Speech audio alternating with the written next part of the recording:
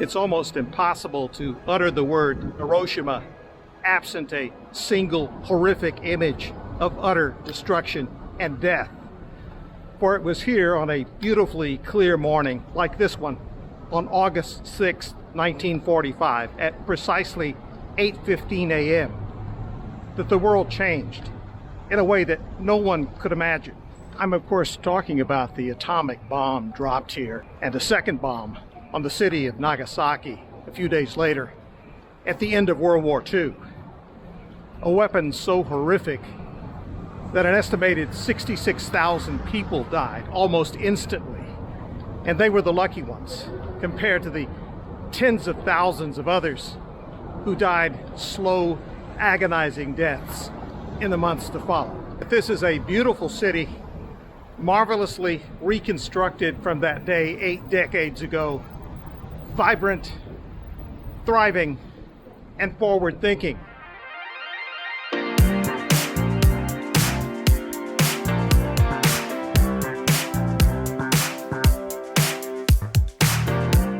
Although traditions run deep here, as in the rest of Japan, Hiroshima is unmistakably focused on the present and future. Long after one of the most tragic events in human history, it has made up for lost time, and then some. Yet reminders of the bomb are everywhere in a city determined never to forget. Where everything on both sides of me has been largely rebuilt from a landscape reduced to rubble on that fateful day. Just up ahead is the Hiroshima Peace Memorial, a large park near Ground Zero that's a World Heritage Site. Hiroshima lies on the Ota River Delta that empties into the ocean in what the Japanese call the Seto Inland Sea. The river breaks up into several branches here, creating islands that are each connected by bridges. The bridge across which I'm walking at the moment was the target of the bomb attack because the thinking was that it would be easier for Colonel Paul Tibbets, the pilot of the American B-29 aircraft that dropped the bomb, to recognize it. The bomb missed its mark by about 800 feet, which I'll get to in a second. But first let me tell you that this bridge, although badly damaged, somehow managed to stand. It was repaired and used for 4 decades until being replaced in the 1980s, authentic to its original design. Ground zero for the atomic bomb turned out to be here at the Shima Hospital. It was owned and managed by a family headed by Dr. Hiroshima, who as a young man received his medical training in the United States and Europe.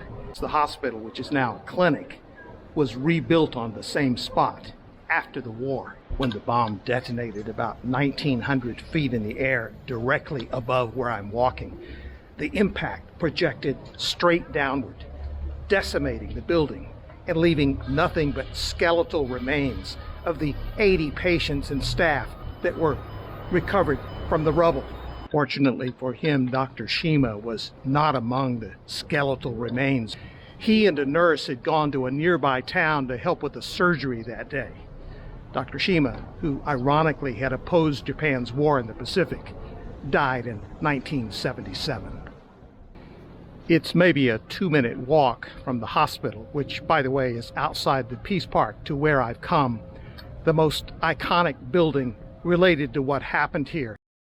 This is referred to simply as the A-bomb dome. It is the one and only building that remains standing in the area around the atomic bombing of Hiroshima. This building was a shining addition to the city's downtown when it opened as an exhibition hall in 1915. When the bomb dropped, everyone inside was killed instantly. But the vertical columns were able to resist the nearly vertical downward force of the blast, and parts of the concrete and brick outer walls remained intact. Today, it's the most beloved monument to the estimated 140,000 people who died here as a result of that blast. As you would expect, there are various shrines and statues in this beautiful island peace park commemorating those who perished here, almost all of them civilians. The park, along with the atomic bomb dome, was established as a World Heritage Site in 1996. 2 countries were dissatisfied with the decision to make it a World Heritage Site: China and the United States. The Chinese felt that such a memorial would downplay Japan's aggression against other nations, including China, in the years leading up to World War II. The U.S. argued that having a memorial to this war site would omit historical context. It disassociated itself from the decision. The obvious didn't need to be stated, that these were American bombs that slaughtered hundreds of thousands of innocent civilians in Hiroshima and Nagasaki, something that critics still insist crossed a line of humanity, even if it did shorten the war. Today, Japan and the United States are among the closest of allies. In 2016, President Obama became the first sitting U.S. president to visit this memorial. That same year, Japan's Prime Minister traveled to Hawaii to pay his respects to American war dead at Pearl Harbor.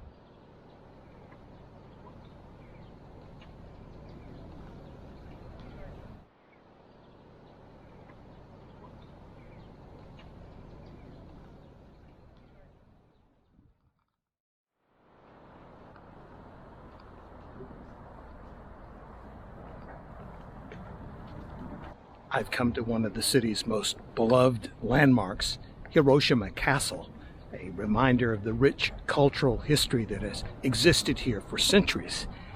This castle, in its original state, was built in the late 1500s, and it too fell victim to the tragic event in 1945.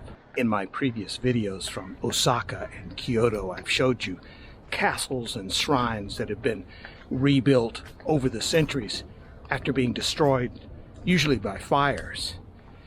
The original castle here, not surprisingly, was destroyed by the atomic bomb.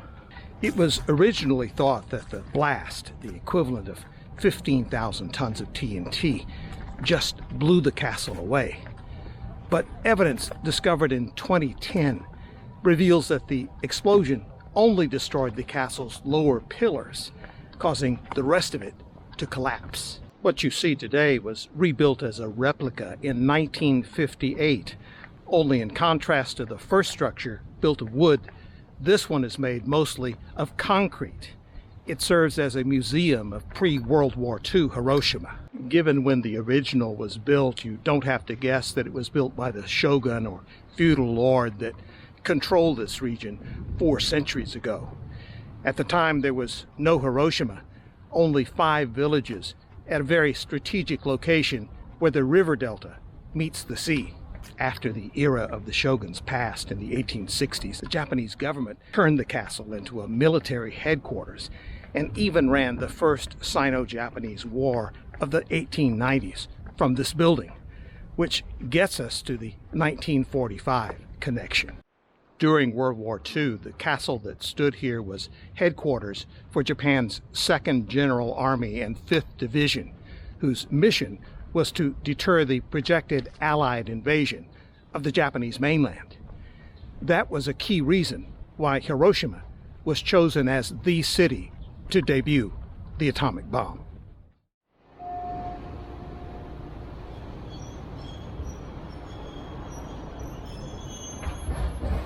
For a city of more than 1 million people, the streets of downtown Hiroshima are remarkably calm and relaxed, not to mention clean and orderly. Having started from scratch after the horrors of 1945, Hiroshima built back intelligently. With its abundance of mass transit, subways, buses, and trains, entire streets have become pedestrian malls. If the city center seems pleasantly uncrowded, it's because a good bit of it is underground, with shopping corridors that run beneath the surface streets.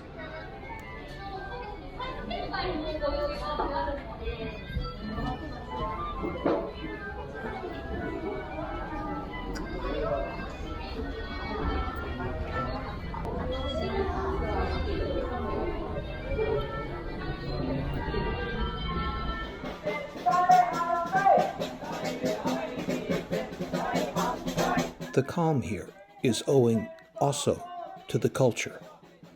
This is a pro-Palestinian demonstration carried out with the sort of decorum one might expect of a Boy Scout parade.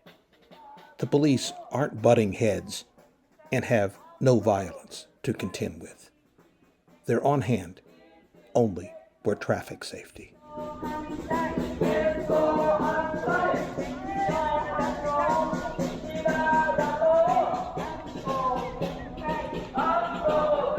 I guess when one thing sort of takes over the storyline, the way the atomic bomb drop has absorbed people for decades about Hiroshima, it leaves little room for much else. But I must say that this is a beautiful city. It's modern of necessity, but it is gorgeous. It is clean.